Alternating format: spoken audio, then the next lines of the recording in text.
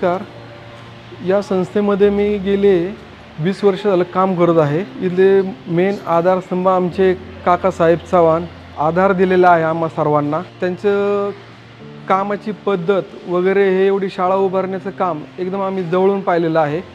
आणि हे सर्व काही करताना वगैरे त्यांनी बरीच अशी गरीब लोकांना मदत वगैरे, फी माफ करणं, लोकांच्या काही समस्या असेल त्या जाणून घेऊन त्यांच्यावरती ते काही त्यांना मार्गदर्शन करणं, असं काकांचे बरेच अनुभव आम्ही असे जवळून घेतलेले आहेत. फी माफ करण्याचे वगैरे, कोणाची काय अडचण असेल, घरगुती समस्या असेल तर त्यांना पैशाची मदत करणे, कोणाचा घरचे प्रॉब्लेम असेल तर ते सॉल्व करणे, असं बरेच असं जवळून काही पाहिलेलं आहे आम्ही.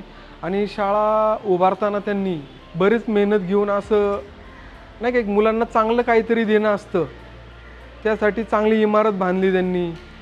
मुलांसाठी घरी मुलांना फिल्टरचं पाणी प्यायला मिळत नसेल, पण आपल्या या संस्थेमध्ये एवढ्या सुविधा काकांनी दिलेल्या आहेत की फिल्टरच्या पाण्यापासून बरंच ग्राउंड वगैरे असेल, काही खेळण्यासाठी मुलांना वगैरे, बाहेरच्या ॲक्टिव्हिटीज असतील काही नाही का, शाळेत आणून करून घेणे वगैरे, हे बरंच असं काकांनी शाळेसाठी बरंच केलेले आहे. शाळेमध्ये एक प्रकारचा नाही का, मोठ्यांचा कसा आदर करायचा, मुलांना संस्कार कसे लावायचे, इथपर्यंत काकांनी असं बरंच काही शाळेसाठी करून दिलेलं आहे. काका म्हणजे असे एक प्रकारे घरातले असल्यासारखं वाटतं आम्हाला. असं वाटत नाही की आम्ही कुठल्या संस्थेत काम करतोय, आम्ही एका परिवारामध्ये काम केलं असं वाटतं आम्हाला.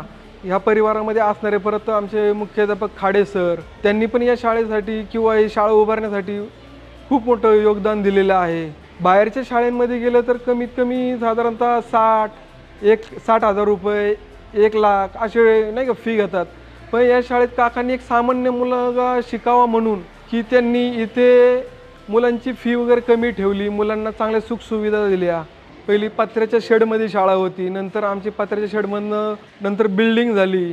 आणि बिल्डिंग झाली, ती बिल्डिंग निसती ही बिल्डिंग न होता पंचक्रोशीत कुठेही अशी शाळा नसन अशी काकांनी शाळा बांधली इथे. म्हणजे सांगायचं झालं तर एक शाळा नसून एक मंदिर आहे.